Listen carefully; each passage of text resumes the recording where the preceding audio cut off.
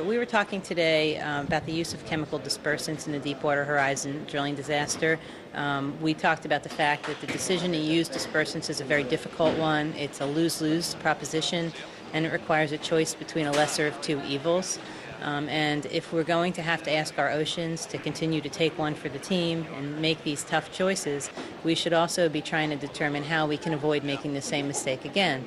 And the way to do that, of course, is to stop offshore drilling, develop clean energy technologies, and transition oil and gas workers to the clean energy sector. I hesitate to use the word victory for anything that has to do with this oil spill because it's just been such a huge tragedy. I don't think there's ever going to be cause for celebration, but there's certainly cause for a sigh of relief.